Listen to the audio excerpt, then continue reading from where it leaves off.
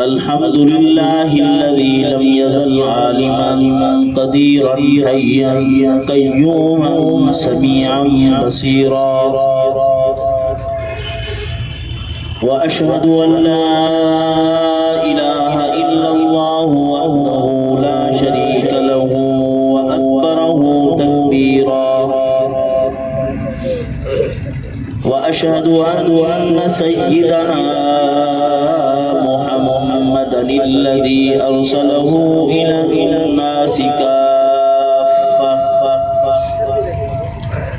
الناس كافة بشيرا ونذيرا،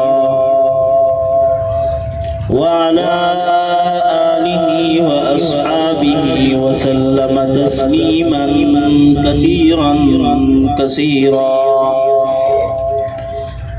أما بعد، فأعوذ بالله من الشيطان الرجيم. بسم الله الرحمن الرحيم.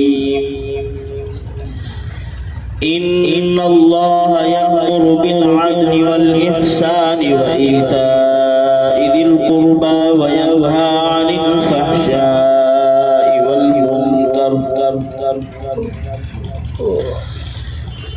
عن الفحشاء والمنكر والبغي يعظكم لعلكم تذكرون.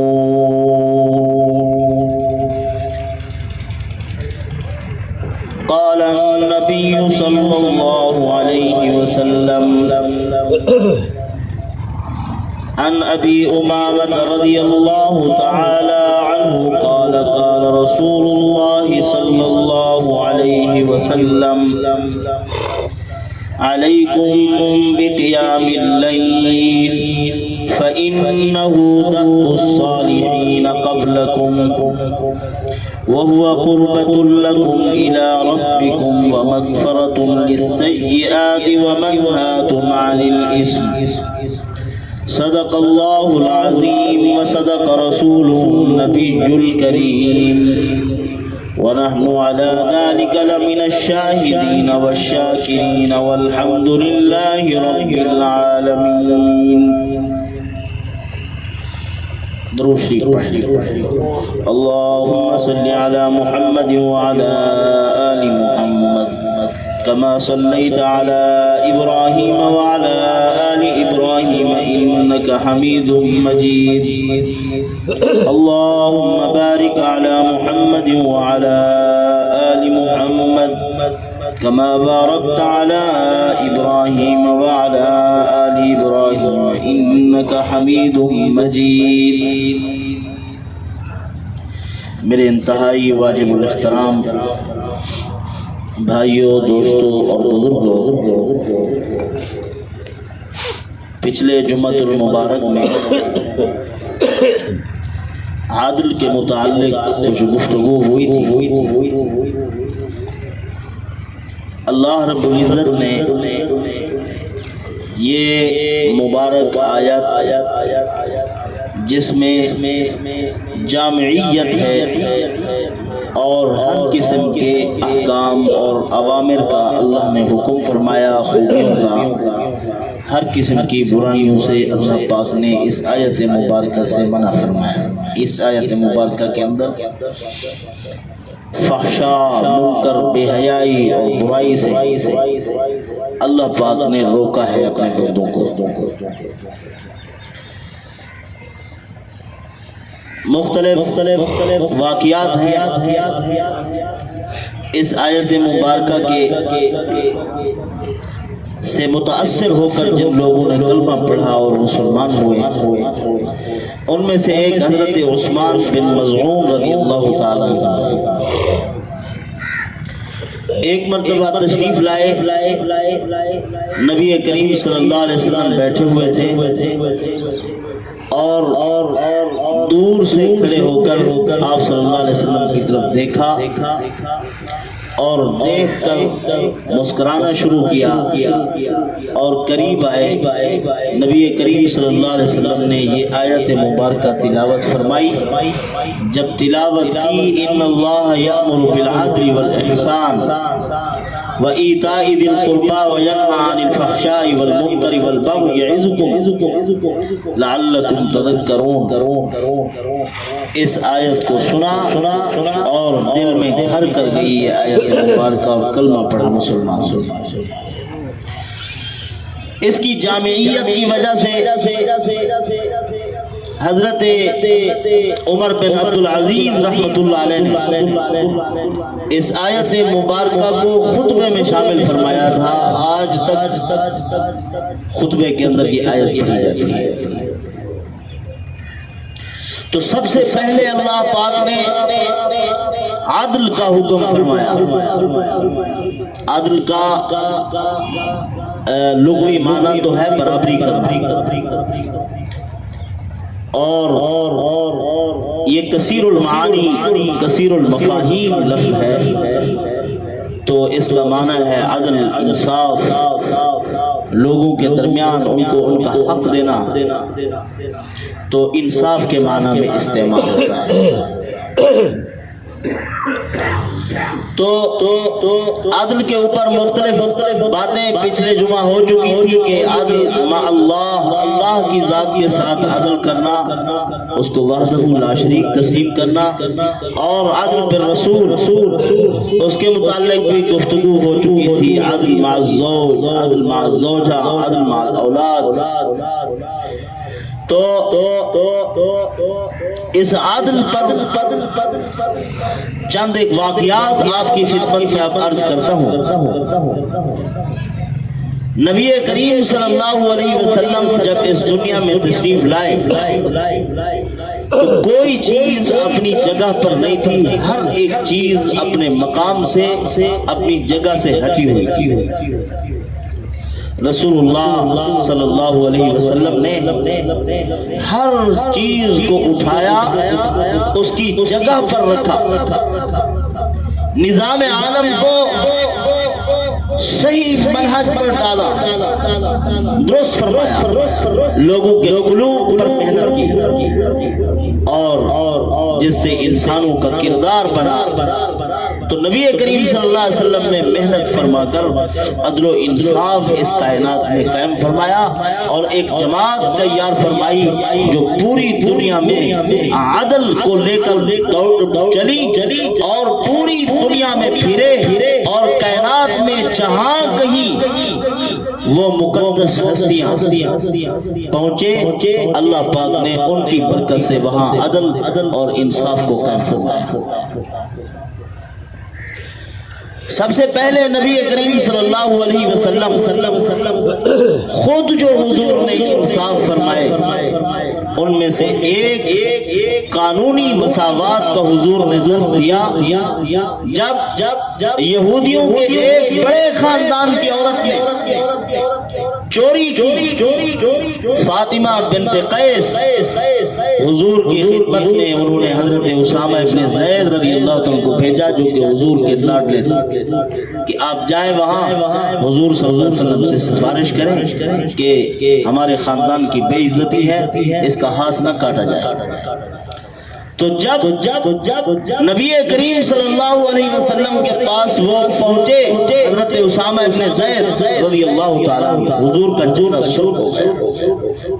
حضور نے فرمایا قطعاً ایسے نہیں ہو سکتا، یہ تو فاطمہ بنت قیس ہے، اگر فاطمہ بنت محمد ہوتی تب بھی ہاتھ کاٹا جاتا۔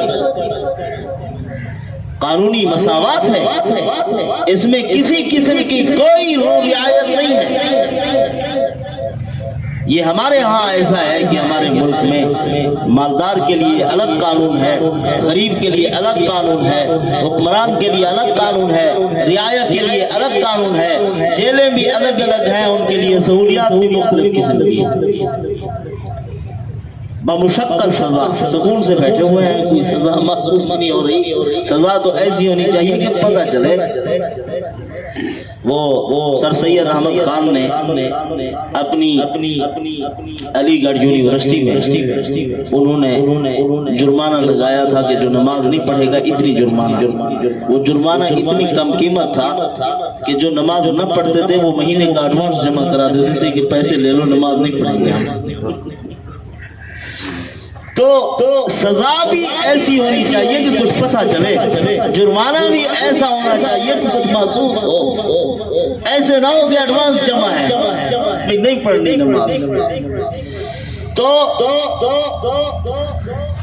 نبی کریم صلی اللہ علیہ وسلم نے عدل فرمایا اور صحابہ کرام سے پوچھتے تھے کہ کسی نے مجھ سے کوئی حق لینا تو وہ لے سکتا ہے، کسی کو میں نے مارا ہو تو وہ مجھے مار سکتا ہے۔ اس طرح کی باتیں رحمت للعالمین صلی اللہ علیہ وسلم یہ انسانیت کو صحیح معنی میں انسانیت کا درس دیا ہے حضور صلی اللہ علیہ وسلم۔ خلیفہ اول سیدنا صدیق اکبر رضی اللہ تعالی، یہ وہ صحابی حضور نے فرمایا جو کچھ اللہ نے میرے سینے میں ڈالا وہ میں نے ابو بکر کے سینے میں ڈال دیا۔ اتنی اہمیت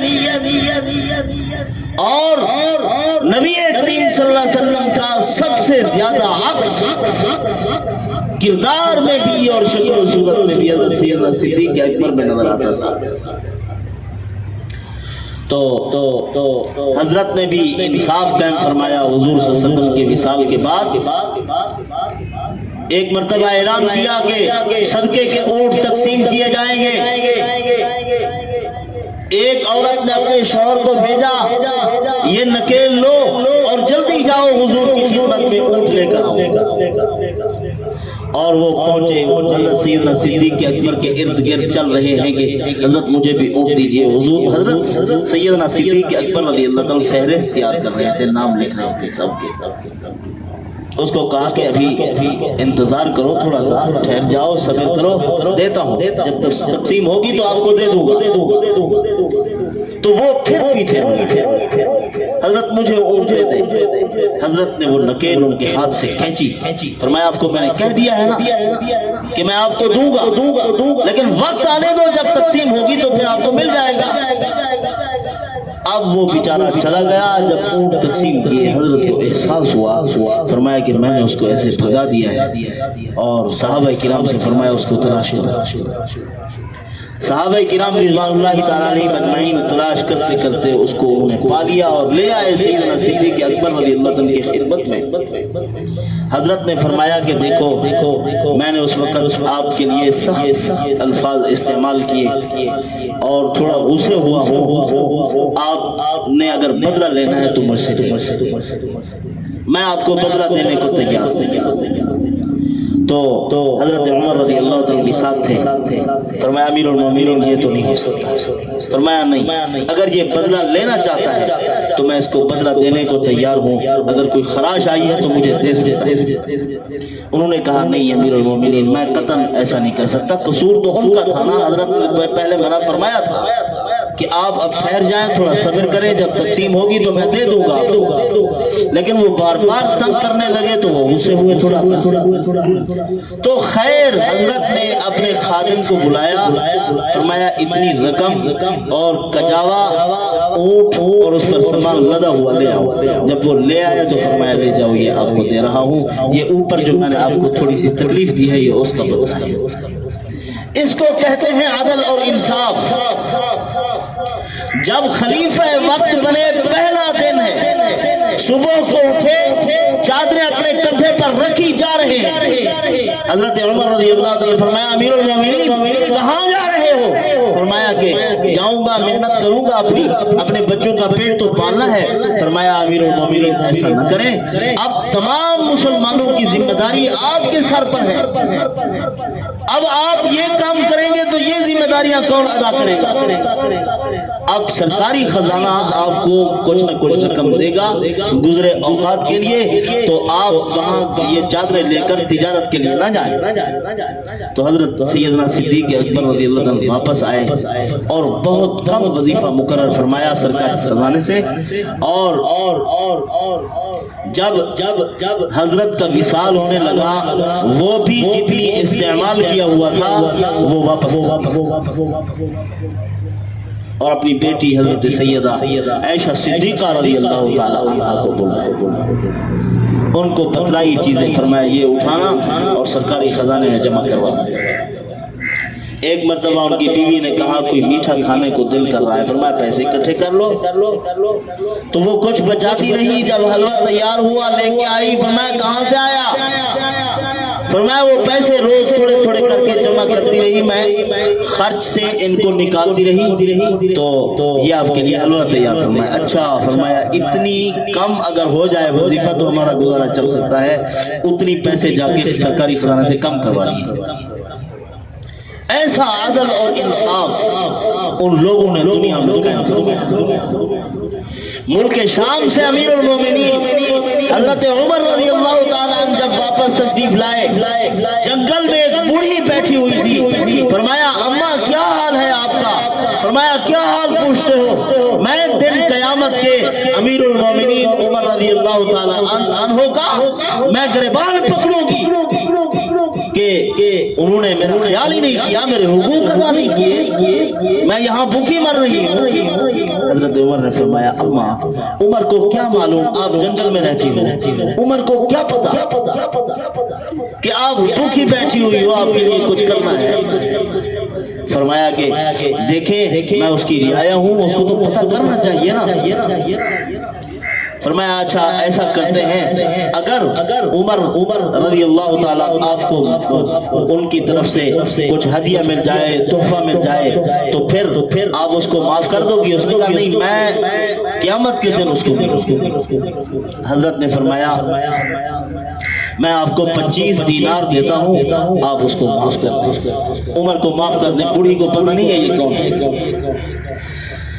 تو 25 دینار اس نے لے کر کہنے لگی اگر میرا بس چلتا تو میں عمر کی جگہ پہ آپ کو خلیفہ بنا دیتا۔ تو ابھی ان کی باتیں چل رہی تھی، حضرت عبداللہ ابن مسعود رضی اللہ تعالیٰ عنہ اور حضرت علی المرتضیٰ رضی اللہ تعالیٰ تشریف لے آئے اور فرمایا السلام علیکم یا امیر المومنین۔ جب اس بوڑھی نے سنا تو اس کو پتہ چل گیا کہ یہ امیر المومنین، یہ حضرت عمر رضی اللہ تعالیٰ عنہ۔ تو اسی وقت فرمایا کہ یہ دو گواہ میرے سامنے موجود ہیں کہ عمر فاروق رضی اللہ تعالیٰ عنہ جب سے خلیفہ بنے اس دن سے لے کر آج تک یہ بوڑھی مظلوم جس نے مظلومیت میں وقت گزارا ہے، اس کی مظلومیت کو 25 دینار کے بدلے میں خرید لیا عمر نے۔ اور گواہ کون ہے؟ عبداللہ ابن مسعود، حضرت علی المرتضیٰ رضی اللہ عنہ۔ یہ گواہ اور ان کی موجودگی، یہ عدل اور انصاف انہوں نے قائم فرمایا۔ ایک مرتبہ کسی مال غنیمت میں مشک آیا تو حضرت عمر رضی اللہ عنہ نے فرمایا اس کو کون تولے گا اور دے گا بوتلوں میں بھر بھر کے؟ ان کی بیوی نے کہا یہ میں کام کر دوں گی۔ فرمایا نہیں، آپ نے نہیں کرنا۔ تو ایک صحابی رضی اللہ تعالیٰ عنہ تیار ہوئے، انہوں نے بوتلوں میں بھر بھر کر دیا۔ بعد میں پوچھا کہ حضرت کیا حرج تھی اگر تقسیم ہو جاتا تو آپ سے؟ فرمایا جتنی دیر میں تقسیم کرتا رہتا تو اس کی خوشبو سے تو محظوظ ہوتا رہتا، میری بیوی اگر تقسیم کرتی تو اس کے ہاتھ کو تو لگتی کچھ نہ کچھ، لہذا میں اس کو بھی پسند نہیں کرتا، یہ مسلمانوں کا مال ہے۔ تو آج تو ملک دیوالیہ ہو چکے ہیں، اور جو ہمارے اشرافیہ ہیں ان کے حقوق ادا ہونے کو نہیں آ رہے۔ خرچ کی فہرست تیار ہوتی ہے، دفتر کے دفتر کم پڑ جاتے ہیں، جب غریب کی بات آتی ہے تو کہتے ہیں یہ کوئی غریب ہے، ان کو کوئی کھانے کو کم ہے کیا، ان کی ضروریات پوری نہیں ہو رہی، اس نے موبائل رکھے ہوئے ہیں، موٹر سائیکل ان کے پاس موجود ہے، ان سے پوچھو کہ گزر بسر کیسے ہو رہا ہے۔ تو یہ تھی عدل کی بات۔ آگے اللہ پاک نے فرمایا ان اللہ یامر بالعدل والاحسان، احسان عدل انصاف تو ہر حال میں کرنا ہے، کسی کو اس کا حق دینا ہے تو حق تو ہر حال میں دینا ہے، لیکن حق سے بڑھ کر کچھ اور بھی دینا ہے، اور ہر کام کو خوبی کے ساتھ، حسن کے ساتھ اس کو کرنا ہے۔ نماز پڑھنی ہے لیکن اعتدال ارکان کے ساتھ، خوبصورت کر کے، مزین کر کے نماز پڑھنی ہے، عبادت کرنی ہے، صلہ رحمی کرنی ہے۔ کوئی آپ کے ساتھ زیادتی کر رہا ہے تو اس کے ساتھ اچھائی کرنی ہے۔ اسلام احسان کی تعلیم دیتا ہے، احسان خوبصورت کر کے عبادت کرنے کو کہتے ہیں۔ جب نبی کریم صلی اللہ علیہ وسلم کی خدمت میں ایک مرتبہ حضرت جبرائیل علیہ السلام تشریف لائے، ذخیرہ احادیث میں حدیث جبرائیل کی وہ حیثیت ہے جو قرآن مجید میں سورہ فاتحہ کی حیثیت ہے۔ آیت سفید کپڑے، بالکل سیاہ بال، بالکل سیاہ داڑھی، اور حضور صلی اللہ علیہ وسلم کے گھٹنوں سے گھٹنے ملا کے بیٹھا۔ اب صحابہ دیکھ کے حیران، یہ مسافر ہے تو اس کے چہرے پر، اس کے بالوں پر، کپڑوں پر کوئی اثرات نہیں ہے، سفر کے آثار نظر آنے چاہیے تھے، کوئی گرد ہوتی، کوئی غبار پڑتے، لیکن یہ تو صاف ستھرا خوبصورت، اور اس سے معلوم ہوا کہ یہ مسافر نہیں ہے، یہاں کا ہے۔ اگر یہاں کا ہے تو ہم میں سے کوئی تو اس کو جانتا ہوتا، لیکن کوئی ایسا نہیں تھا جو اس کو جانتا ہوتا۔ نہ مسافر نظر آتا ہے نہ مقیم۔ اب اس نے سوال شروع کی، بڑے عجیب انداز، ہر سوال میں انہوں نے یہ کوشش کی کہ اپنے آپ کو مخفی رکھا جائے، کسی کو معلوم نہ ہو کہ یہ کون، اور بدویانہ طرز میں سوال شروع کیے، جیسے دیہاتی سوال۔ صحابہ کرام کہتے ہیں نبی کریم صلی اللہ علیہ وسلم سے بار بار سوال کرتے تھے، اللہ پاک نے سوالوں سے منع فرما دیا کہ حضور صلی اللہ علیہ وسلم سے ہر وقت سوال نہ کرتے رہا کرو۔ اب سوال میں صحابہ احتیاط کرتے تھے، لیکن انتظار کرتے تھے کہ اکھڑ مزاج دیہاتی آئے، وہ بھی عقل مند، وہ سوال کرے کچھ حضور صلی اللہ علیہ وسلم سے تو ہمیں بھی کچھ تعلیم حاصل ہو۔ وہ انتظار کرتے ہیں تو حضرت جبرائیل علیہ السلام نے بیٹھے ہوئے پوچھا، اس میں ایک سوال یہ بھی کیا، مل احسان یا رسول اللہ، احسان کیا چیز ہے؟ آپ صلی اللہ علیہ وسلم نے فرمایا، ان تعبد اللہ کأنک تراہ فإن لم تکن تراہ فإنہ یراک۔ اللہ کی ایسے عبادت کر گویا کہ تو اللہ کو دیکھ رہا ہے۔ اللہ اگر یہ کیفیت پیدا نہ ہو تو یوں سمجھ لے کہ اللہ تجھے دیکھ رہا ہے، کم از کم اللہ پاک تجھے دیکھ رہے ہیں۔ اس کیفیت سے اگر کوئی مسلمان عبادت کرتا ہے تو عبادت کا مزہ دوبالا ہو جاتا ہے۔ حضرت عائشہ صدیقہ رضی اللہ تعالی عنہ سے پوچھا کہ حضور صلی اللہ علیہ وسلم کی عبادت کیسے ہوتی تھی، راتوں کی نماز؟ تو انہوں نے فرمایا، لا تسأل عن حسنہن وطولہن، حضور صلی اللہ علیہ وسلم کی نماز کے حسن اور حضور صلی اللہ علیہ وسلم کی نماز کی لمبائی کے بارے میں مت پوچھو۔ قیام کرتے محسوس ہوتا رکوع نہیں کریں گے، جب رکوع میں جاتے تو محسوس ہوتا رکوع میں ہی کھڑے رہیں گے۔ اتنی لمبا رکوع، لمبے سجدے، لمبی نماز، رات گزر گئی، قیام میں کھڑے رہے اور پاؤں پر پرم جا۔ یہ تھی حضور کی بات، جن کے بارے میں اللہ کا فیصلہ ہے، لِيَغْفِرَ لَكَ اللَّهُ مَا تَقَدَّمَ مِنْ ذَنْبِكَ وَمَا تَأَخَّرَ۔ اے پیارے حبیب، آپ معصوم ہیں، آپ کے گناہ ہیں ہی نہیں۔ اگر آپ اپنے آپ کو گناہگار سمجھتے ہیں تو میں پروردگار پیش کی بخشش کر رہا ہوں۔ اگر آپ سمجھتے ہیں کہ میں گناہگار ہوں، آپ روتے ہیں، استغفار کرتے ہیں، میں پہلے کہہ رہا ہوں میں نے آپ کے اگلے پچھلے سارے گناہ معاف کر دیے۔ اللہ کی اس قدر عبادت کرتے ہیں تو ہمیں اس سے بڑھ کر اللہ کی عبادت کرنی چاہیے. لیکن حضور کی عبادت سے تو کوئی نہیں پڑھ سکتا. مطلب یہ ہے ہمیں مقدار بڑھانی چاہیے. وہ تو معصوم عن الخطا تھے تو اتنی عبادت اور اتنی استغفار. ہم تو گناہگار ہیں. معیار اور مقدار میں انبیاء علیہ السلام کی عبادت سے کوئی بڑھ نہیں. مقدار میں بڑھ جائے لیکن معیار میں نہیں بڑھ سکتا. کوئی زیادہ عبادت کرے لیکن نبی نہیں بن سکتا عبادت سے. تو بہرحال احسان اسی کو کہتے ہیں تکمیل عبادت. عبادت کا حسن، عبادت کی خوبصورتی. نماز پڑھ رہا ہے تعدیل ارکان کے ساتھ، حق والے کو حق بھی دے رہا ہے، حق سے اوپر دے رہا ہے، اس کو کہتے ہیں احسان. یہ صفت احسان نصیب ہو جائے مسلمان کو. اس کے لیے فرائض میں اعتدال اور حسن پیدا کرنے کے لیے نوافل کا اہتمام ہو، خصوصاً تہجد کا، جو میں نے خطبے میں حدیث پاک تلاوت کی ہے آپ کے سامنے. اس میں تہجد کی اہمیت کو بیان کیا گیا اور تہجد کی نماز کے فضائل اللہ پاک نے بیان فرمائے، نبی کریم صلی اللہ علیہ وسلم نے بیان فرمایا عن ابی امامہ رضی اللہ تعالی قال قال رسول اللہ صلی اللہ علیہ وسلم علیکم بقیام اللیل. فرمایا تم پر رات کا قیام لازم ہے. کیوں؟ فَإِنَّهُ دَأْبُ الصَّالِحِينَ. یہ رات کا قیام، رات کی عبادت صالحین کا شیوا ہے، اللہ کے پیاروں کا شیوا ہے، اللہ کے ولیوں کا شیوا ہے. اس کے بغیر کوئی ولی نہیں بن سکتا جب تک کہ تہجد نہ پڑھے.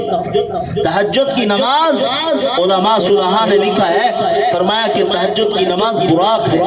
جس طرح براق پر بیٹھ کر حضور صلی اللہ علیہ وسلم معراج پر پہنچے، اولیاء اللہ کا معراج تہجد کی نماز سے نصیب ہوتا ہے. یعنی جس نے تہجد پڑھی وہ روحانی ترقی پر پہنچے گا، انتہائی ترقی پر پہنچے گا. جہاں اللہ پاک نے تہجد کی نماز کا حکم فرمایا، وہاں اللہ رب العزت نے فرمایا فتہجد بہ نافلۃ لک عسیٰ ان یبعثک ربک مقاما محمودا.